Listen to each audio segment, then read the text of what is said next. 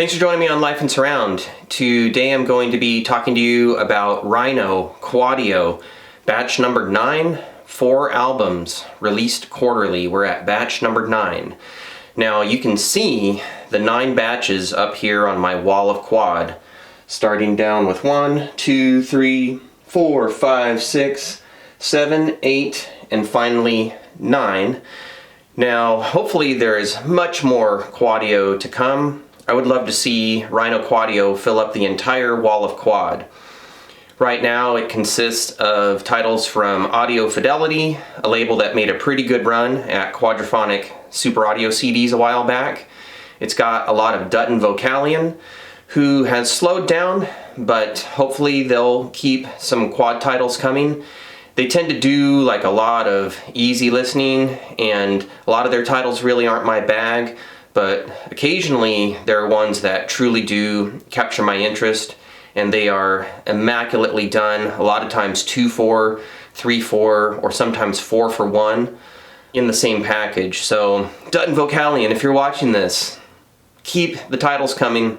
But right now, the king of quad is Rhino Records, and Steve Woolard is the producer who I think, probably from a labor of love, is rescuing these classic 70s quad titles from obscurity in one sense, but also for posterity, so that we can have these and not have to rely on our vinyl records or reel-to-reel tapes, which can wear out. And also sometimes master tapes are lost in things like warehouse fires, so it's important to rescue these analog masters and put them out for us digitally or optically. Thanks to batch number 9, I'll be able to put up for sale my Audio Fidelity Super Audio CD of the Best of Bread, not to mention my CD4 LP, and then also Colors of the Day, the best of from Judy Collins. I have a couple copies on CD4. And I sold my Super Audio CD a while back. I had trouble with 2 of the tracks on my system at the time. I was listening to Quadraphonic on a bass-managed home theater system, and 2 of the tracks had some pretty wicked distortion. And I think it was just having to do with maybe the bass being in a certain channel, maybe shared with the vocal, and it just overloaded that channel, at least on my system somehow. But I can gladly report that the new Judy Collins Best of from Rhino, right there, doesn't present that issue, at least not on my full range Quadraphonic system. So if I could make one plug for this video other than supporting Rhino Records, it would be to really go full range. If you love classic Quadraphonic, you really need full range. All 4 of these records feature important elements like drums and bass guitar in the rear channels, and you're going to want full range for all 4 of your main channels. Even if you have a home theater system, perhaps you can just upgrade the surrounds and take care of the issue that way.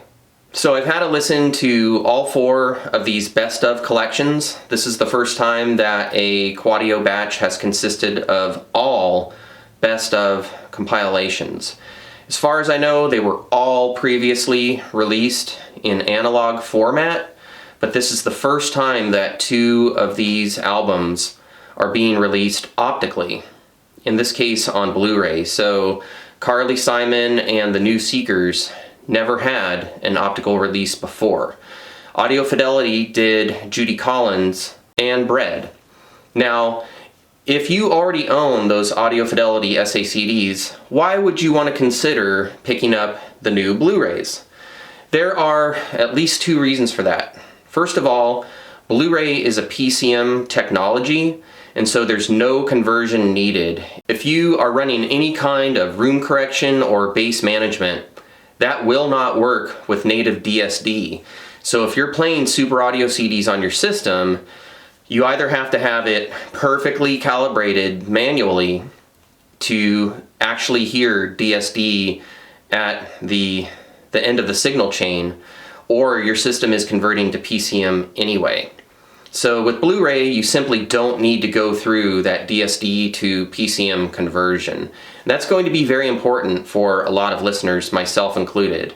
Even on my full range quad system in this room, I still run a pre-out out to a subwoofer just to fill in a little bit more bottom end because I prefer my music to be pretty heavy.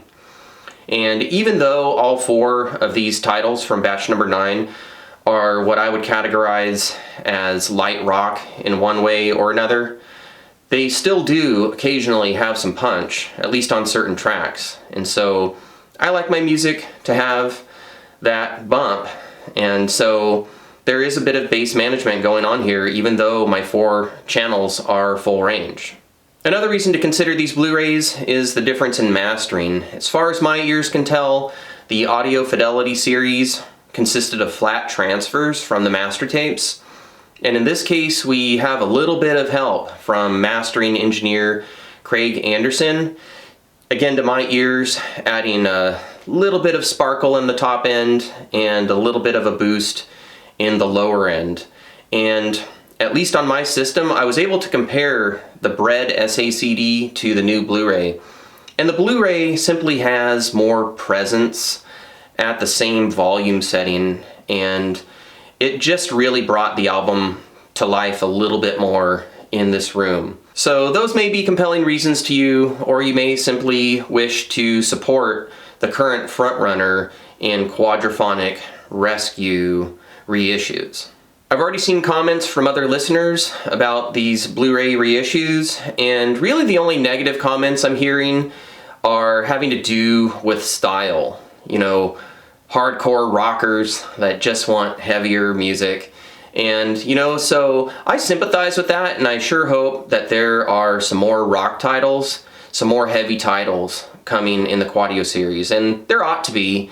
But I also love how listening to surround music has expanded my taste for genres. And that said, my collection is growing mainly from the acquisition of mellow titles more and more, especially the older that I get. I guess I'm seeking more rest and solace and relaxation and peace as I enter the back half of my life. So I wanted to take a few minutes to talk to you about the Quadio series. If it is new to you and you are already a surround enthusiast, there are already 36 titles that you can choose from. If you bundle any 4 Quadio albums, you get the Quadio bundle discount, and then you can throw a couple of more items in your shopping cart and often get free shipping as well. So anyway, I'm not here to try to convince you to invest in music that you don't actually like. And in fact, I frequently recommend that you go and audition music that you're thinking about buying in surround in some really affordable or free format like YouTube or Spotify. I know I sure do, and I take a pass on albums that really just aren't going to appeal to me at all. But, you know, a good quadraphonic mix can actually change your mind about an album. I found myself really engaging in the Judy Collins album this time around, and I really didn't with the Audio Fidelity release. And that had somewhat to do with the distortion issue I experienced previously on Sunny Good Street. Kind of yanks you out of an album if there's some sort of an issue partway through. But all 4 of these albums feature real, discrete, quadraphonic mixes with excellent separation of parts. You're going to be hearing things that you never did before, and to my ears, unrivaled fidelity. So thank you for watching. Thank you for supporting Rhino. Thank you for supporting this channel. If you like what I do, don't forget to like, subscribe, ring the notification bell, leave your comments below. I love interacting with you. I always learn something, and it simply helps me enjoy my music collection more, which is what Life in Surround is all about. Hopefully allowing all of you to enjoy your collections more as well. So happy listening. I hope you're all enjoying the end of summer. At least for me, my kid goes back to school on Wednesday, and that you're all living life in surround.